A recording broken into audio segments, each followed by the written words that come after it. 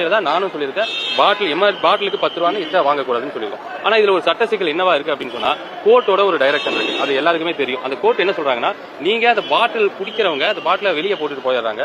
இப்ப நீங்க அந்த டூரிஸ்ட் ஸ்பாட் மாதிரி அந்த இடத்துல அந்த பாட்டில் கிடக்கும்போது ஒரு யானைக்கான அந்த காயங்கள் ஆகலாம், மனிதர்களுக்கு அந்த காயங்கள் ஆகலாம். அந்த பாட்டில திருப்பி வாங்கணும். அப்ப அந்த பாட்டில திருப்பி எல்லாரும் கொண்டு வந்து கொடுக்கணும்னா என்னன்னா, ஒரு பாட்டிலுக்கு ஒரு ஸ்டிக்கரை நீங்க ஒட்டிக்கோங்க. ஒட்டி அதுல 10 ரூபாய் எக்ஸ்ட்ரா வாங்கிக்கோங்க. திருப்பி அந்த பாட்டில கொண்டு வந்து கொடுத்தால் அந்த 10 ரூபாயை திருப்பி கொடுத்துருங்க அப்படின்னு சொல்லி கோர்ட்டு பாட்டில் ரிட்டர்ன் வாங்கிக்கணும்னு சொல்லும்போது நம்மளுடைய பிளான் என்னவா இருந்திருக்குன்னா, இதுக்கு முன்னாடி அவங்களோட பிளான் என்னவா இருக்குன்னா, இதுக்கு ஒரு 10 ரூபாய் ஸ்டிக்கர் ஒரு கான்செப்ட் கொண்டு வரலாம். பட் அதுல இப்ப என்ன பிரச்சனைனா, திருப்பி பாட்டில கொடுத்தா வாங்க மாட்டேங்கிறாங்கன்னு சில கம்ப்ளைண்ட். இது இந்த கடையில வாங்கல, அந்த கடையில வாங்கினா எங்க 10 ரூபா நோட் இல்ல இப்படிங்கிற ஒரு கம்ப்ளைண்ட். ஆனா இந்த பிரச்சனை இந்த ஸ்டிக்கரோட பிரச்சனைகள்லாம் டக்குன்னு இது ஒன் நைட் கேம் கிடையாது, ஒன் டே கேம் கிடையாது. இது எல்லாம் சேஞ்ச் பண்ணணும்னா இது ஒரு லாங் டைம் ப்ராசஸ். ஏன்னா இதை ஒரே நாள நம்ம இந்த டாஸ்மாக் துறையை திருப்பி சினிமாவில் வர மாதிரி மாற்ற முடியாது. It's process. இந்த ப்ராசஸை இன்னையிலிருந்து ஆரம்பிச்சிடும். இன்னையிலிருந்து நிச்சயம் கூடி சீக்கிரம் அந்த ஸ்டிக்கருக்கான ஒரு மாற்று ஏற்பாடுகளை நிச்சயம் டாஸ்மாக் பண்ணும்.